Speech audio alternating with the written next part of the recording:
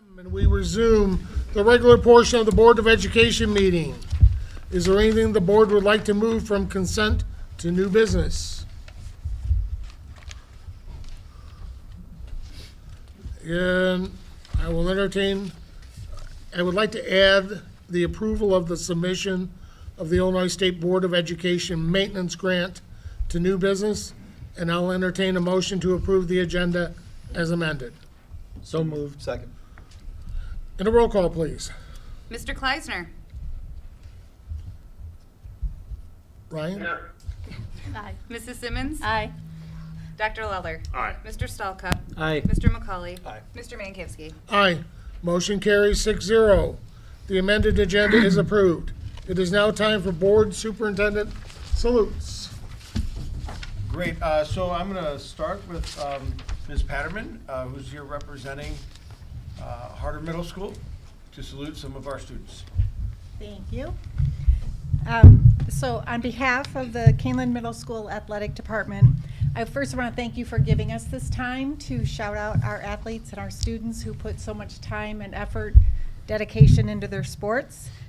I want to express my appreciation to the Kaneland team that makes our events even possible, the school board, our district and building administration, coaches, our event workers, maintenance staff, custodial staff, transportation team, and the parents. So it is a large effort to make these possible for our students. So thank you for supporting our Kaneland athletic community. The middle school had 122 athletes this fall. We had golf. We had 6 boys attended the IESA golf sectional, and 3 girls also attended.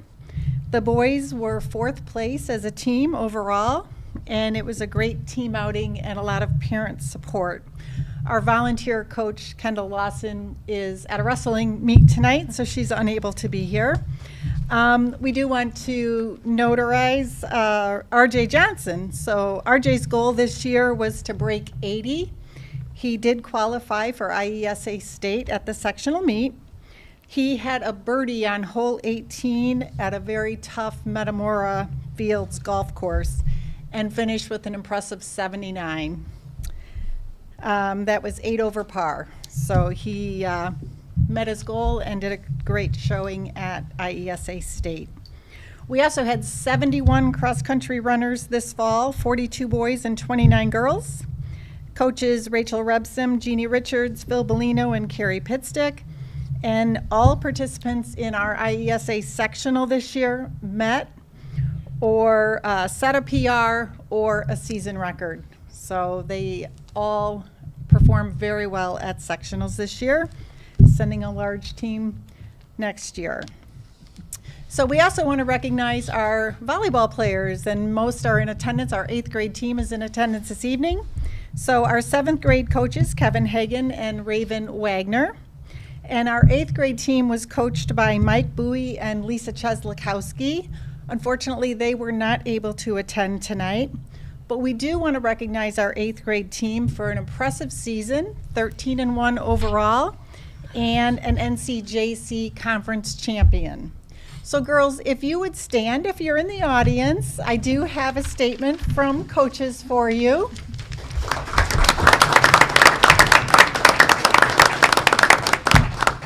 So I'm just going to read this from Coach Bowie and Coach Cheslakowski. So good evening, everyone, families, coaches, and of course, our amazing 8th grade volleyball team. Tonight, we're here to celebrate a truly successful season, one filled with determination, growth, and unforgettable moments both on and off the court.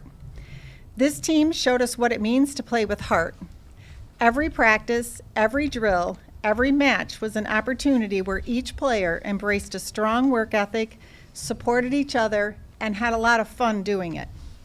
They learned to communicate, to trust one another, and to rise to every challenge with confidence. Whether the scoreboard was in their favor or not, they each showed resilience, sportsmanship, and a love for the game that made this season special. Each athlete showed leadership, passion, and dedication, spending countless hours putting in the work to become the amazing players they were this season, which led to the conference championship. To all the KKV families, thank you for cheering, carpooling, and supporting us every step of the way to help this group grow into amazing athletes. And to our players, you should be proud. You improved, you worked hard, and you made this season one to remember. Congratulations on a fantastic 8th grade volleyball season and conference win. We can't wait to see what you achieve next. Excellent job. Thank you.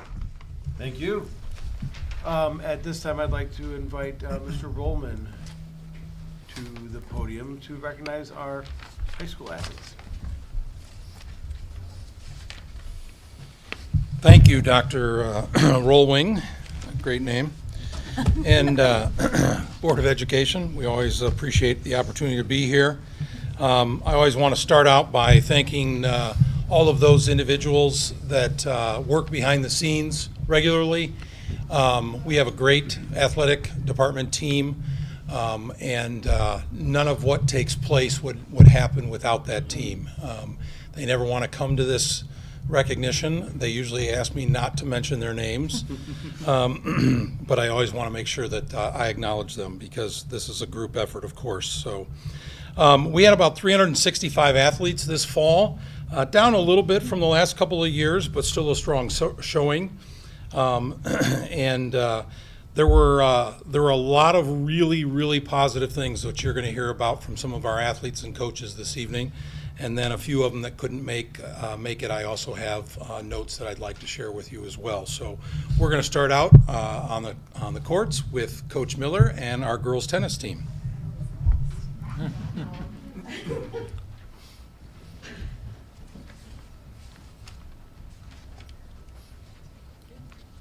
Come on, ladies. Come on over. All right. So I am Coach Miller. I am the head tennis coach for the girls here. This is year 7 for me coaching, so 5 years as the head coach. I brought some of my athletes with me, so they're going to read off our season highlights.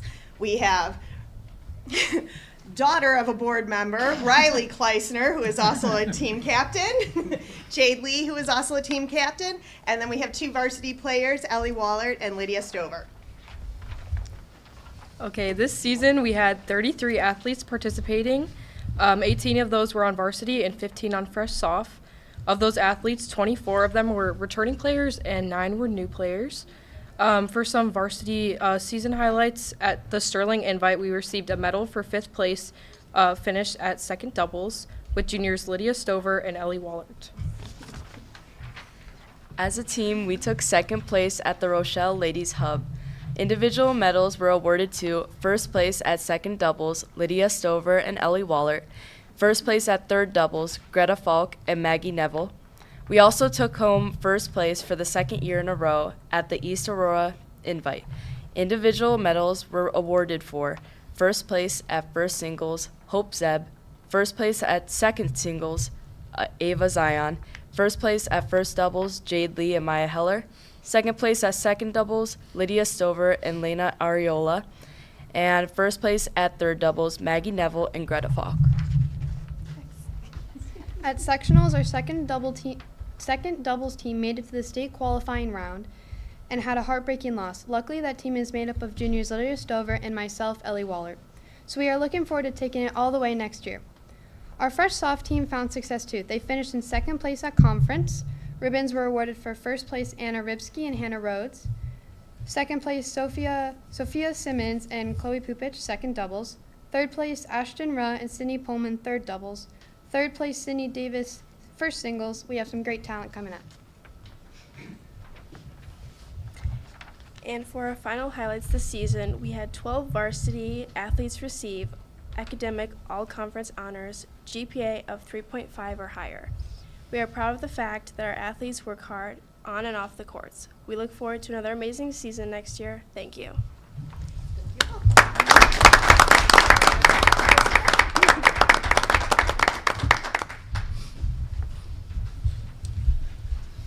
Coach Perillo and the boys soccer team were not able to be here.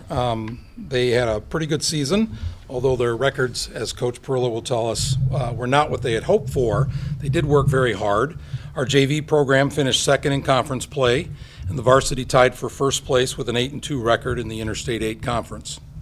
Coach Perillo didn't share this with me today, but he does have a statistic, and it's a ridiculous number about the number of goals that we have scored and the number of goals the other teams have not scored in our conference play. So congratulations to them. We had 5 all-conference players this year and 3 all-conference honorable mention players. But he said most of what he's proud of is that they had 12 academic all-conference players. Again, 3.5 and above is academic all-conference, and 3.0 to 3.49 is honorable mention academic all-conference. And I would agree with Coach Perillo. It's one of the things that I love the most when we run numbers at the end of a season is the number of athletes that continue to be part of the academic all-conference teams. We did have some students recognized at the state level. Jackson Bork was all sectional. He was also the all sectional academic award winner. Noah McKittrick, who's a senior, was an all sectional honorable mention athlete. And Carlos Landa was named all sectional sportsmanship award winner for boys soccer for 2025. So congratulations to them.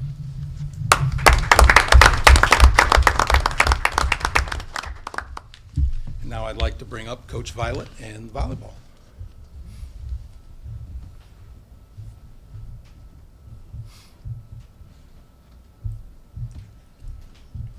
I'm Cindy Violet.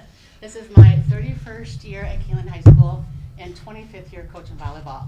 And I'm proud to announce one of my former players' daughter that I have on the team, Grace Remsen. Okay, so we start off our volleyball season with our annual car wash, which is during Auburn Days, which is a way that we fundraise money. Some of this money is used to attend the high ropes course and zip line for a team bonding and goal setting that we do at the beginning of the year. We played in very competitive tournaments, such as we in North, Glenbard West, and West Aurora, playing many state-ranked teams. So our varsity team had 14 players with 7 seniors and 5 juniors and 2 freshmen. And the varsity team ended our season with a 12-24 overall record and a 4-6 record in conference, taking 3rd place in the conference. We had, for the all-conference team, we had 1 player, which was myself, Grace Remsen, and we had 1 honorable mention, which was Abigail Carter. We also had 7 players named to the Interstate 8 Academic All-Conference team. Our captains this year were Abby Carter, Emma Gatz, and Zoe Kraus. And we had some more awards. Our Defensive Player of the Year award went to Zoe Kraus. Our Offensive Player of the Year award went to myself, Grace. Our Most Improved went to my sister, Natalie Remsen. And our Brick Wall award went to myself again, Grace. And our night award went to Emma Gatz, and something very special about her is even though she was injured for a lot of the season, she still continued to show up and be a part of our team and showed a lot of loyalty and courage towards our team. And then finally our MVP award was given to Abby Carter. She had 51 kills, 15 blocks, and 139 digs. And then for our sophomore volleyball team, they ended with the overall record of 30-4 and an undefeated conference record of 10-0. So they took first place in conference.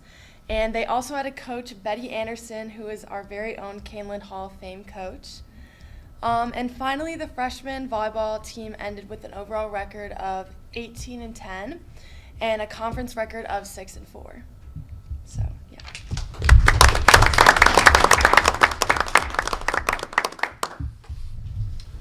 Brian Kunzman is our head girls golf coach, along with Pat Linsky. And Brian said he couldn't make it tonight. I think he really just needed a night off after Madrigals all weekend, and one thing before that, and one thing before that. So Brian shares this with me, or to share with you. They were 7-3 overall in their dual match record this year. Their low team round last year as a team was 179. This year it improved to 173. Their team average last year was 190 as a team. This year it improved to 180.2. And that showed once again in the final standings. We were the Interstate 8 Conference regular season champions in 2025. That makes us conference champions in 21, 22, 24, and 25. So 4 out of the last 5 years, we've been girls golf conference champions. They were also the Interstate 8 Conference Tournament champions this year. And along with Coach Lenski, our senior golfers went out to LaSalle, Peru, and won their scramble event for the first time. Brighton Davist, who's a senior, Emma Kunzman, a sophomore, and Addison Runnestead, senior, were all conference golfers, and honorable mention was Addison Braverman. Academic all-conference for girls golf included Brighton Davist, senior, Kate Homkel, junior, Emma Kunzman, sophomore, Kaylee Kunzman, senior, and Addison Runnestead, as a senior. We did have 2 honorable mention academic all-conference players as well in Michaela Huke and Kinsley Koster. So they're both sophomores. So a lot of talent coming up as well. We did have an Interstate 8 individual medalist and champion, both for the regular season and at the tournament, and that was Kaylee Kunzman, our senior. And Brighton Davist was our lone senior qualifier, not senior, well, she is a senior, but for the sectional this year. She made the sectional, and we were very, very close to qualifying as a team from the regional to the sectional. So Coach Kunzman also wanted me to mention and remind people we continue to have nights at the next level for girls golf. Catherine Marshall continues to be at Creighton University on part of the women's golf team, and Braylon Davist is participating in women's golf at Carthage College, while Kaylee Kunzman and Brighton Davist, both seniors this year, have already had conversations with college coaches and plan to play at the next level as well. So we continue to fill up that board. We're super happy about that. Let's go from the course to the other course. Let's go with girls cross country and then follow it with boys cross country.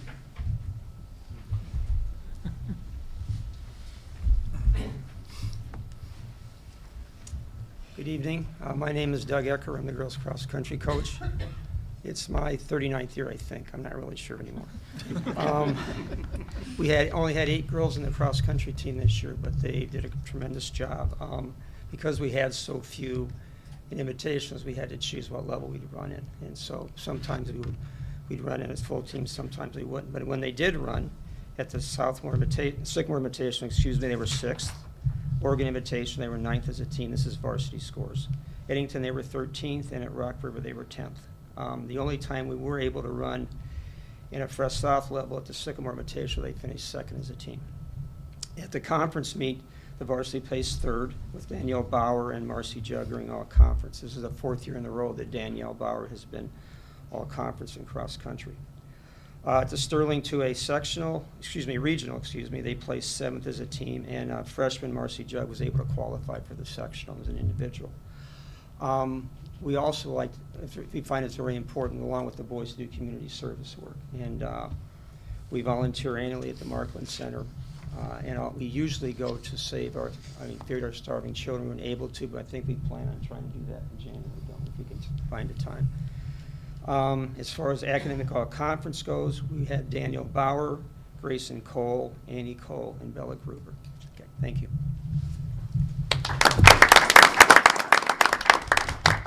My name is Chad Clare. I'm the boys cross country coach. That's my 31st season, I believe. One thing that I've never done that Coach Ecker actually did this year during the season was he gave the Sycamore high school cross country team a ride home on the bus from their own home cross country invitational. So something we don't see very often. But you did not. You did not. I'd like to piggyback on congratulations to the other fall sports that have had such great seasons. It's great to see all of our athletes having successes.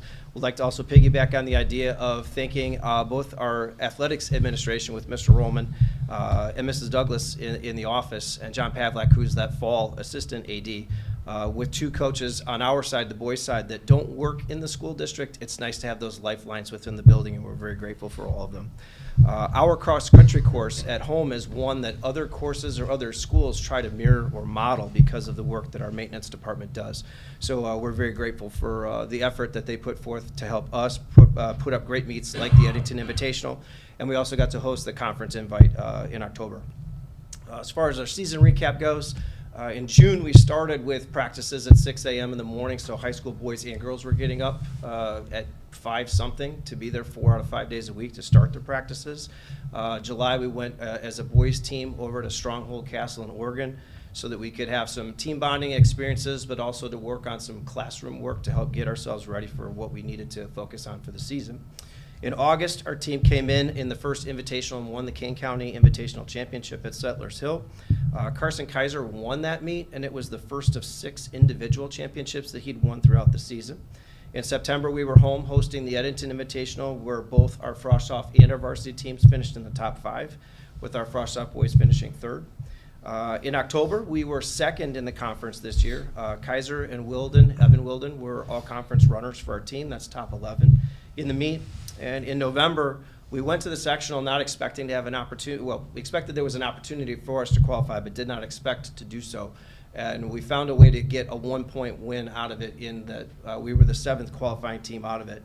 Our goal to go to the state meet at that point was let's finish in the top 16 and make it up on the Wall of Fame that's partially up down in the hallway. And they finished 16th. So their season and our seniors will have that opportunity to be able to see their team picture up on the wall when that day comes. An all-state runner, we had Carson Kaiser as a sophomore. He finished 3rd in the state, ran a program best 14:12 to run 3 miles. And the 2 boys that beat him at the state finals a week later, he beat them by 20 and 40 seconds at an Indiana race. So he's definitely got potential for more things to come. 5 of our 7 runners in the state meet race had a career or season best race, and our team time was the 4th fastest that we've had in 26 teams that have gone to the state finals. It's a great year. We're grateful, and we're, again, congratulating our fellow coaches and athletes for being here with us tonight. So thank you.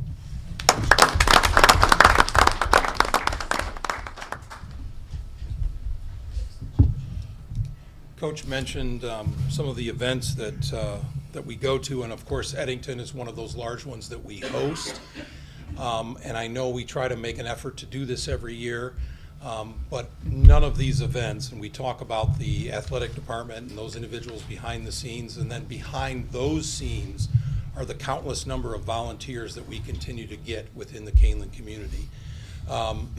It's one of the things that continues to remind my wife and I why we moved here and why we moved our children into this school district.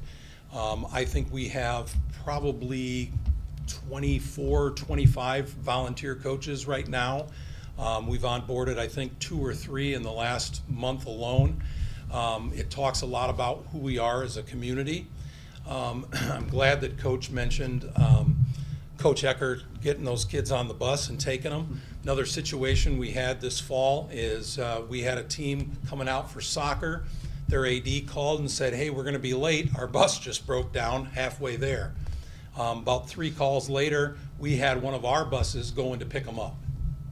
And it wasn't a hesitation. It was just a matter of time of making sure we could get all the pieces in place and getting somebody out there to go pick them up. So again, I think that's another way that our community sets itself apart. And we do that obviously in lots of areas. I'm fortunate to be part of and sit front row when we do it athletically. So I appreciate that as well. So at this time, I'd like to bring up Mike Thorgeson, our football coach.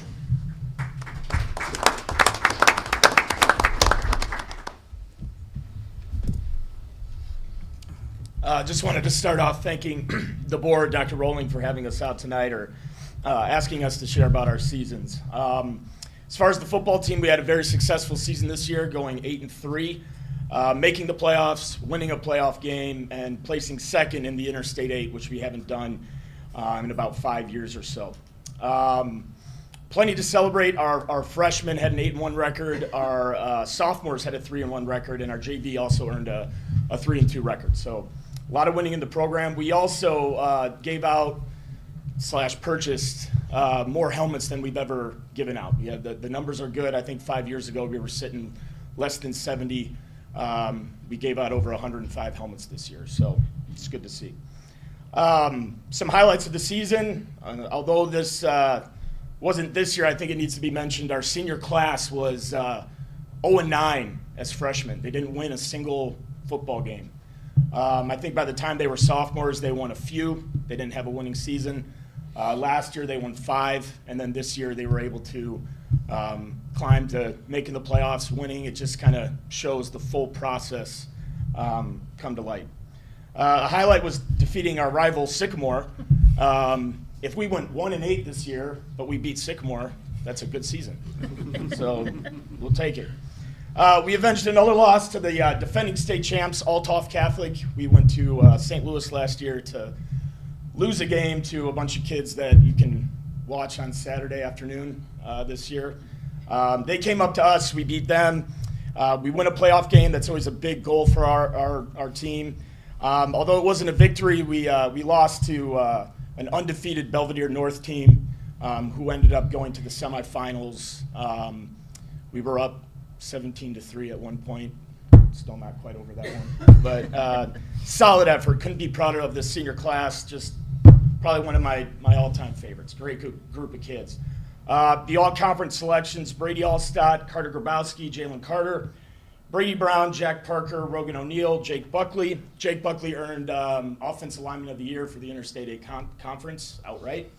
Allstott, Grabowski, Brady Brown were academic all-state, as well as Rogan O'Neill.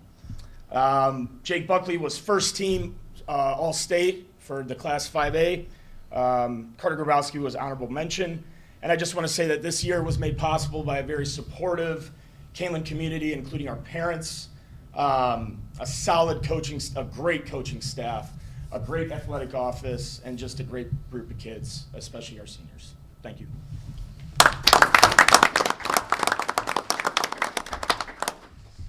I want to thank the coaches who are here tonight to present, athletes as well, and those who couldn't make it but put their notes to me. And there's a couple of last comments that I'd like to make. It is getting harder and harder to find people that want to work athletic events. And so to every single individual out there, whether you spend an hour, a half hour, you're there every day, John Marshall, Jim Gust, whenever we need you, John Pavlak. In fact, they were there tonight as we were running freshman basketball. Whoever it is, and Patty, I think you can attest to this probably too, it's harder and harder to find people to work all of these events. And obviously, we have a lot of events. I think last year we talked about, I think we had scheduled something like 900 some events, and obviously half of those are at home. So we couldn't do it without all those workers. So we certainly appreciate them. And lastly, I would like to point out that we have, as you've heard and you've heard me say time and time again, we have a tremendous coaching staff and athletic department. I'm proud to be a part of it.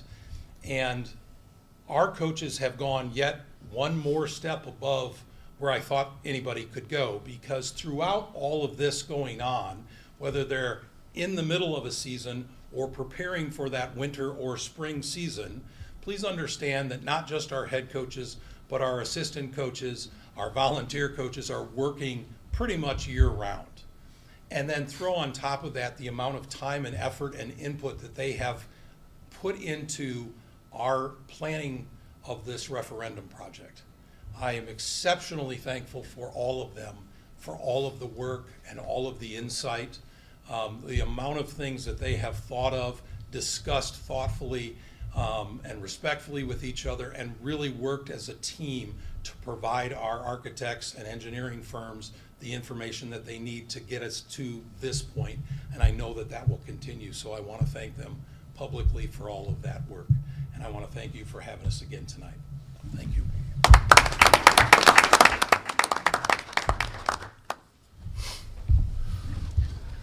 Thanks to all of you for coming in this evening and for the hard work you do during the season and before season. Thank you.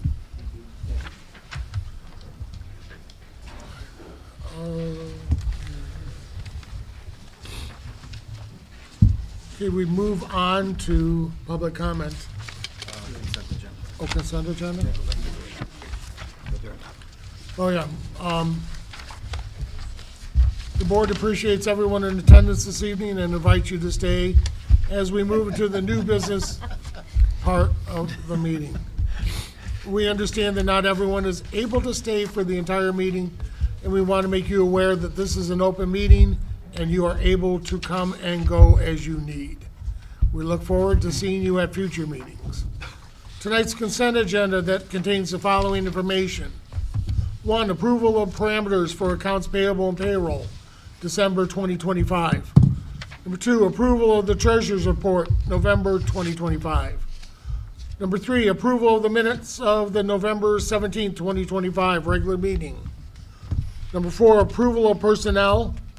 Number 5, approval of destruction of audio recordings from closed session meetings from June 2024.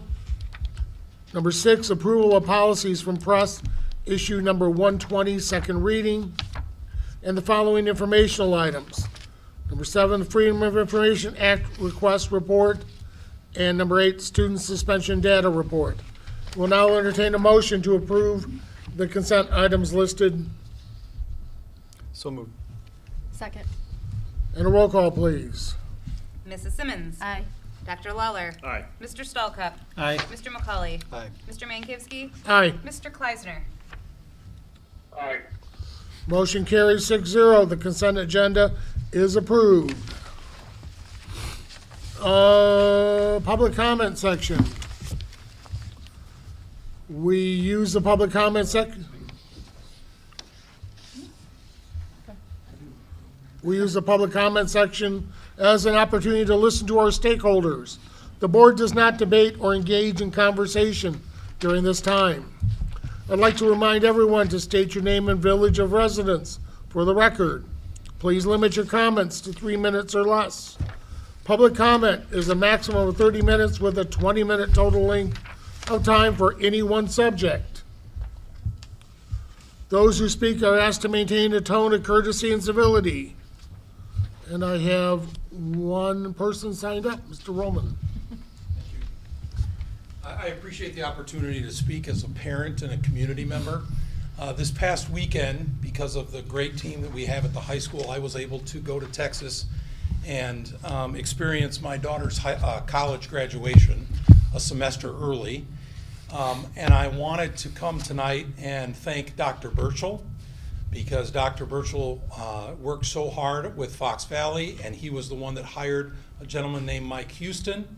Mike Houston was the one that took my daughter Olivia under his wing and taught her so much in 2 years about law enforcement that she then did an internship this past summer in Huntsville, Texas, where they turned around and hired her 3 weeks later to work 30 hours a week while she was finishing her degree, and is now gainfully employed and working on becoming an officer, a canine officer, but working in the evidence department down there. I don't know if we'll ever get her back to Illinois, but she has certainly put a name out there for Kaneland and what we stand for. And of course, it's not just those two individuals, but all of the teachers that our kids had through middle school and high school here that taught them how to study, how to get things done, how to problem solve, etc. I only wish I would have been able to be a student like my two kids, but I want to thank the Kaneland School District for what they have done for our children, because it was tremendous to see her there, so I thank you very much for that. Any other public comment? All right, it is now time for updates from our committees that met prior to the Board of Education meeting. Finance and Facility Committee. We met and talked about two major topics this evening. First was the discussion of surrounding future projects and planning over the next 2 and 3 years of work to be done at the various schools and priorities, and that's going to move around just a little bit as plans finalize, but some good conversations as we laid that plan out, and that'll be coming before the board in January, correct? And then the second piece was 2 potential positions that we were being asked to discuss, a secretary for the maintenance department and another, with me, find the title of it, campus coordinator, facility campus coordinator. So had some good conversations on that and surrounding that, and there'll be some more conversations, and then likely after the first of the year in January, they'll probably be in front of the board as well. All right, thank you. Human Resources. Mr. Kleisner? So we actually had, No, go ahead, please. we had a similar conversation about the maintenance staffing plan for next year to give Mr. Keaton some much needed relief with having a secretary and then a facilities supervisor who can help kind of distribute some of the projects that are going on and take some of that workload off of our team, especially with the referendum, a lot of the building coming up. And we're thinking, even more longer term, once everything is built and put in place and all these new niceties get on board, we have to be able to make sure that we have a long-term team stay on top of the PM, all the basic maintenances and stuff, so we don't find ourselves, 10, 15, 20 years down the road in a similar position that we found ourselves in the last couple of years. So I know that will come back around sometime in January when we start getting into the minimum staffing plan, but that will be added. We talked a little bit about the salary ranges for that to make sure that it's competitive and we get the right people to be supportive. And then we are going to bring back the discussion probably more towards the spring. We talked about a few weeks ago with regards to having potential remote working opportunities for some of the administrative staff. All right. Thank you, Mr. Kleisner. All right, we move on to new business. The first item of new business is a public hearing and approval of the 2025 tax levy. As a reminder, I will open the public hearing and we will hear an overview from Dr. Bogan. I will then ask for public comments, and afterward, the public hearing will close and board members will have an opportunity to discuss. It is now 7:37 p.m., and I'm calling the public hearing on the 2025 tax levy. Dr. Bogan, if you'd please provide us with more information. Sure. I really just want to walk the board briefly through the proposed 2025 property tax levy. This was originally approved by the board, the tentative levy, back in October. Closely looking, at this over the last 8 weeks or so, there have been no changes. So there were no significant changes, information received from the county. And so the levy that was presented and approved in October are the same amounts that I'm presenting tonight. So as a recap, there's a couple of key drivers that go into the tax levy. One of the biggest one is equalized assessed value, including new construction. And so the district has seen positive new construction over the last several years. This year, we are anticipating about $22 million in new construction. We continue to see increased EAV overall. And so what that means for this year's overall operating levy, there was an increase, but there was also a decrease in the bond and interest levy. So overall, the total levy increase from last year is 3.88%. The overall tax rate, I do want to note, is 66 cents lower than the prior year. So in FY24 last year, we saw a tax rate of $5.89. This year, the tentative tax rate is $5.23. Per $100 assessed valuation? Correct. Okay. This will also be posted on our website. There is information in that presentation that shows a comparison for home values, what a tax payment would look like at last year's tax rate versus this year's tax rate. And I think more importantly, it also shows an anticipated 15% escalation on a person's home value, because we do think that that's very important to show as well. Overall, the proposed levy is $75,393,050. Broken down, it's $47.5 million for the education fund, $7.05 million for the operations and maintenance fund, $1.9 million in the transportation fund, $100,000 in working cash, $690,000 in the IMRF Municipal Retirement Fund, $900,000 in the Social Security Fund, and then $4.9 million in the Special Education Fund. As of, one of the things that we have to make sure as part of this is make sure that we're always reviewing our reserve levels, that we're maintaining compliance.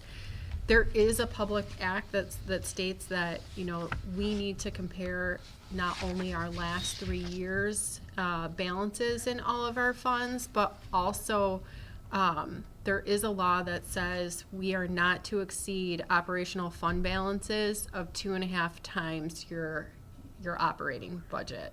The district is well below that. We typically maintain about 45 days cash on hand as far as that goes. So tonight, you know, I am asking the board to approve those levy amounts that are listed. Again, there are no changes from the tentative levy, but I'd be happy to answer any questions.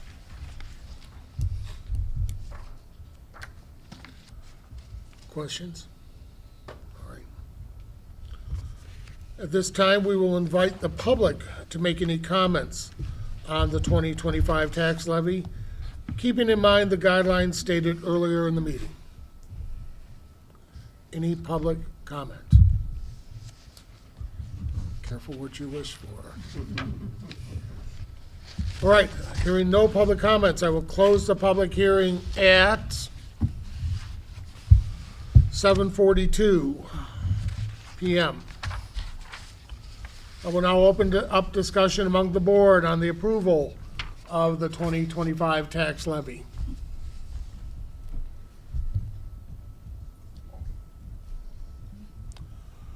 I will entertain a motion that the Board of Education approves the 2025 tax levy in the amount of $63,040,000 for the operating levy and the amount of $12,353,050 for the bond and interest levy, for a total levy amount of $75,393,050. So moved. Second. And a roll call, please. Mr. McCauley. Aye. Dr. Lawler. Aye. Mr. Stallcup. Aye. Mr. Kleisner. Aye. Mrs. Simmons. Aye. Mr. Mankowski. Aye. Motion carries 6-0. The 2025 tax levy is approved. The second item of new business is a discussion of the health insurance broker services selection. Dr. Bogan, if you would please provide more information. Yes, I am excited to provide this information tonight because I'm very fortunate. Mrs. Simmons is here tonight as a board member, but is also part of our committee. And then I would also like to invite Patty Reeder to come to the podium. Patty is the co-chair of the Health Insurance Committee, and so will help present the information. I'm just going to give a brief overview. We had originally come to the board earlier this fall, and it was approved that we start request for proposal process for health insurance brokerage services. The district has a self-funded plan, and so over the course of the last few months, we did put out a public call for submissions for proposals, and we went through the process of,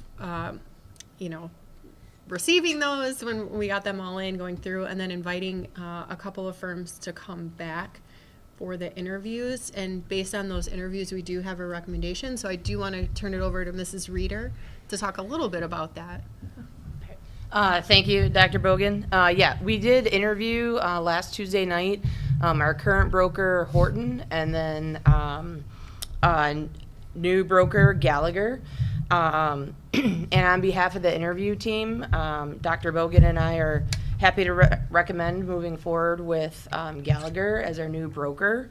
Horton has been our partner for the past 3 years, and we appreciate the work that they've done helping us manage our renewals, control premiums, and adjust our plan without watering it down. Gallagher really stood out to the team because they have extensive experience working in the K-12 field, including more than 200 schools, districts that they work with. So they have a deep understanding for the different challenges districts face in the rapidly changing health world, but also with those limited resources.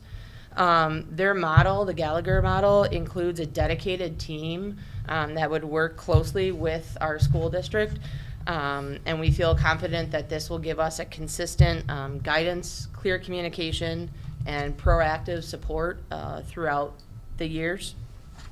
A few strengths that were extremely important or especially important to the team, frequent touch points on their team with each other and then also with the district, so nothing falls through the cracks or kind of gets left behind. A co-created yearly schedule or calendar that shows different goals, timelines, necessary action steps all laid out.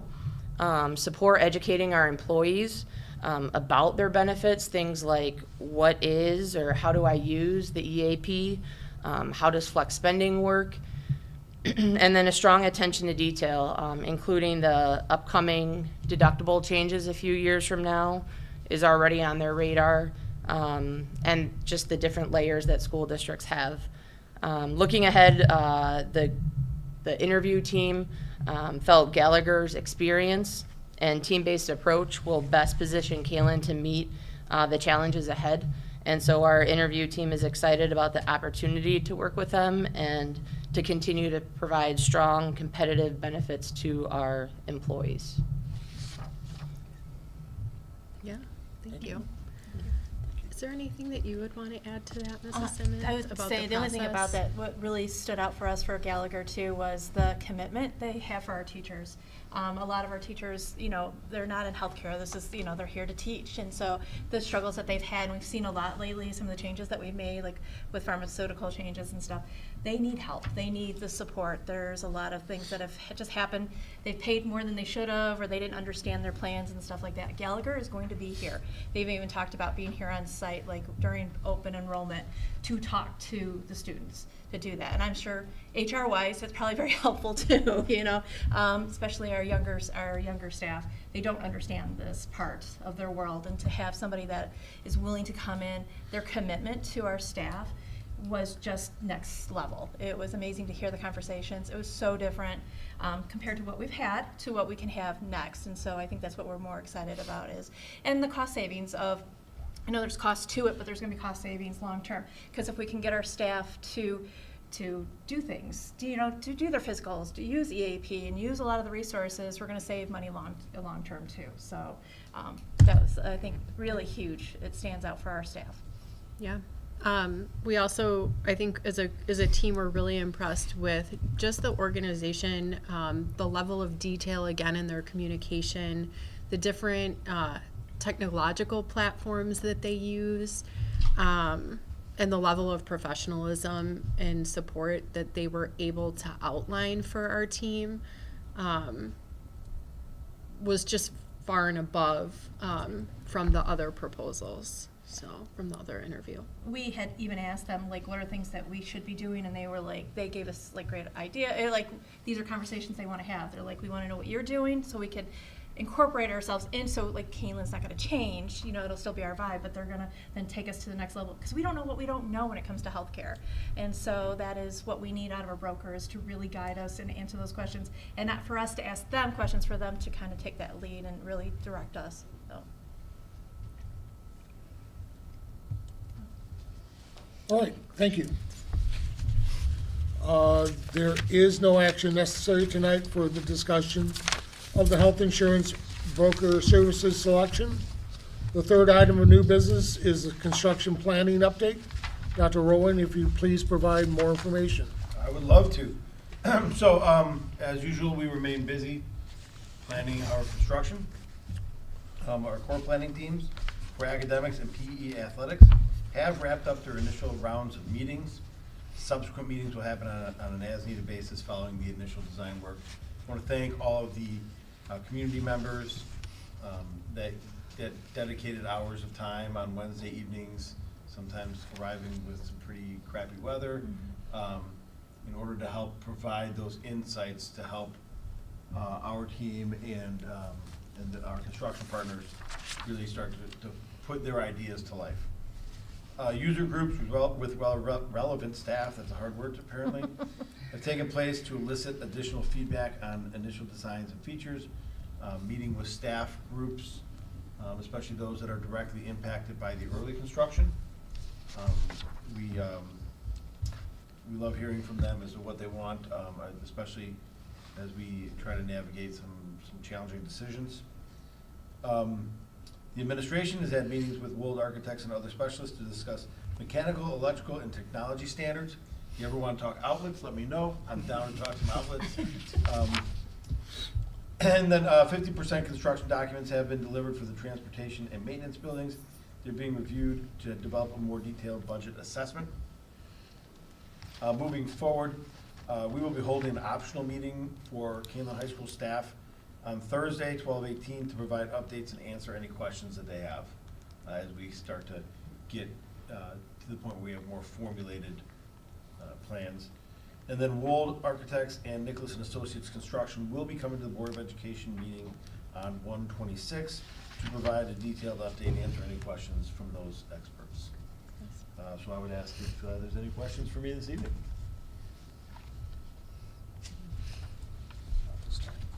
All right, well, again, I want to thank all of the people that have really put a lot of effort. Dr. Bogan and Mr. Payton sit through a lot more boring meetings than I do to talk about details. And then again, all of our community members and staff that have given up their time to provide us with feedback. All right, there's no action necessary tonight for the construction planning update. The fourth item of new business is the approval of submission of the Illinois State Board of Education Maintenance Grant application. Dr. Bogan, if you'd please provide more information. Yes, so ISB is accepting applications for the school maintenance project grant. We commonly call it just the SMPG grant. The district has received this grant previously, going back to 2012. So 2012, 2014, 2020, 2023, 2024, 2025, and now this year as well, we're able to submit the application. It really does work on prioritizing certain types of work across the district.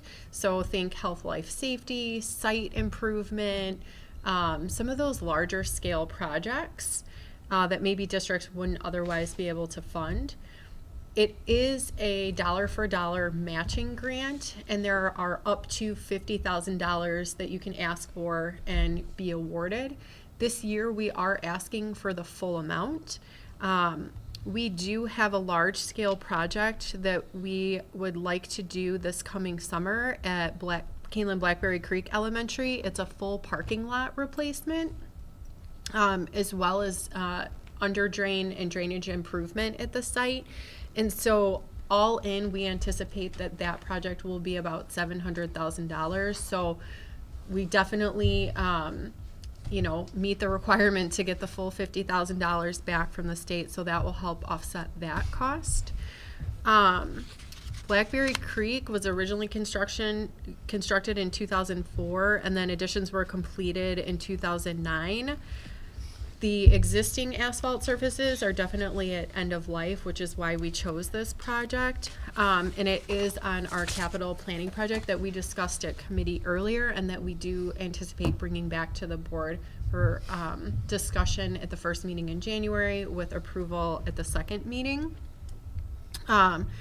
Because this is a paving project, it is falling sort of under that other large scale category site work, that other encompassing there. but we are looking for the board's approval to move forward with that grant submission this evening. So I'm happy to answer any questions. Any questions from the board? I will entertain a motion that the Board of Education directs the administration to apply for the school maintenance project grant in the amount of $50,000 from the Illinois State Board of Education to help offset the costs related to the parking lot replacement at Kaneland Blackberry Creek and to formally reserve the required matching funds. So moved. Second. And a roll call, please. Dr. Lawler. Aye. Mr. Stallcup. Aye. Mr. Kleisner. Aye. Mrs. Simmons. Aye. Mr. Mankivsky. Aye. Mr. McCauley. Aye. Motion carries 6-0. The Illinois State Board of Education Maintenance Grant application is approved. It is now time for Superintendent Board Report. Dr. Rowling, do you have anything to share? I do. I'm going to point out that Ms. Schroll steals a lot of my stuff, so if I leave something out, she's going to pick it up here in a couple minutes. We actually meet to coordinate to make sure that I don't steal all of her thunder. Just want to point out Educational Support Professionals Day was November 19th, which is falls between our last meeting and this meeting. And then Special Education Day was December 2nd. Both groups obviously make a huge difference for our students every day. On Friday, December 5th, the Kaneland Hall of Fame inducted new members Eric Barron, Betty Anderson, Eric Delaney, Kyle Schrader, Troy Boone Thorgerson, Dr. Chris Schmidt, and the 2015 softball team. Congratulations to the new inductees. It was a great event. It's great to see Knights succeeding well beyond their time here. Some really inspirational stories and a great way to spend a Friday evening. Kaneland Madrigals held their annual Madrigal Feast over the weekend. I was able to attend Friday night and was blown away by the talents of our students. They did, I think, attempt to throw me off by making me part of the show, but I just decided to have fun with it and go with it. So we'll thank them for letting me play along in their event. Congratulations to Angelina Gochis for placing first in the Donnybrook Wrestling Tournament, a multi-state tournament that hosts some of the Midwest's toughest teams. So she is, as a reminder, she's our two-time state champion. She continues to succeed going into this season.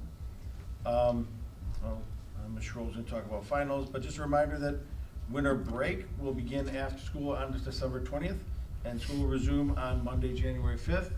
I expect everyone to be back ready to go on that morning. Our Crier Winter Edition comes out tomorrow. Can't wait to see it. I assume I can get a personal copy delivered to my office? Okay.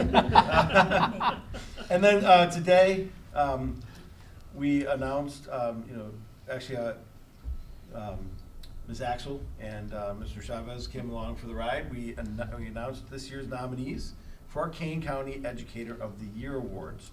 This year's nominees are Ms. Picana from Harder for middle school teacher, Mr. Bruno from Kaneland High School for high school teacher, Mrs. Payton at Shields for elementary teacher, Mrs. Salzman from McDowell for student support personnel, Ms. Bowers for early career educator, she's also from Harder, and Ms. Rudo for educational service personnel, she also works here at Harder.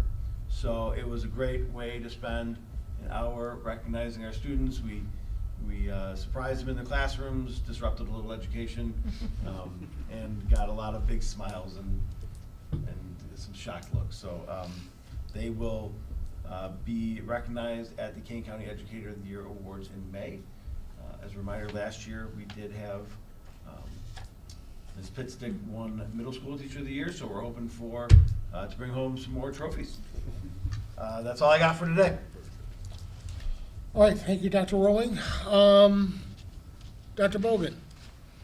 Well, Dr. Rowling stole a little bit of my thunder. I also had the opportunity to attend the Madrigal dinner on Friday night, and Dr. Rowling was very entertaining as part of the show. But it is just an amazing experience to see how much fun our students have doing what they do best and just how unbelievably talented they are. I was able to attend last year, and I just can't believe like that they're this good, that they're this great. You know, just seeing them perform is just magical. So if you haven't been, next year, mark your calendar. You should definitely go. So that's all. All right, Ms. Sherrill?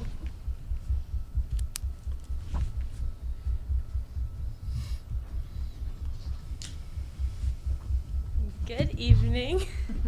I hope everyone's having an amazing week, even though it's just Monday. Lately, I just feel like everyone's been so busy. Basketball is in full swing for varsity boys and girls. The boys are undefeated with a 5-0 record and also undefeated in conference, 2-0, and will face Marmion Academy on Wednesday. The varsity girls team is 6-3 overall, but they're still undefeated in conference at 3-0. With their most recent win against Sycamore, 56-51. Girls wrestling traveled to Women of Ironman tournament this past week, and then will participate in Beast of East tournament this weekend. And then the boys wrestling team participated in the Plano Reaper Wrestling Classic this week, and will face Wheaton Academy this Thursday, December 18th at Wheaton. Girls and boys bowling has kicked off also, with both teams having home matches this week together on Tuesday, December 16th. Two members on the boys bowling team reached a high score last week, Reed Jacobson with 162 and Tommy Barrett with 247 against Sycamore. Last week, Student Council also organized the Holiday Spirit Week for the students and staff, and many people enjoyed Thursday's theme of Meme Day. The past 2 weeks, the Kaneland singing group, the Magicals, has also been busy putting on mini concerts in their winter dinners. They sang for the Sugar Grove Nursing Home Prairie View at the Sugar Grove Library and Elburn Stroll the weekend of the 6th, and then hosted their winter dinners at KHS this past weekend, the 12th, 13th, and 14th. This week, students will have normal school days Monday and Tuesday, and then participate in finals at the high school on Wednesday, Thursday, and Friday. The final schedule can be found on Kaneland Knight's Instagram. Students will then be off December 22nd to January 2nd, and will return to school on January 5th. I hope everyone enjoys their time off, stays warm, and happy holidays. Great, thank you. Board members? All right, topics for future agendas. As we get started, I do want to point out at the last meeting, we had a request for some information on ACT prep, and that will be coming to the board in January. Do we have a list of kind of agenda items for the months or the meetings going forward? Yeah, I can share that with the board Okay. through the update. Perfect. I'd like to see student drop-off at the elementary schools and admission be addressed, because I received a bunch of complaints from a number of community members about how many tardies our elementary students are receiving.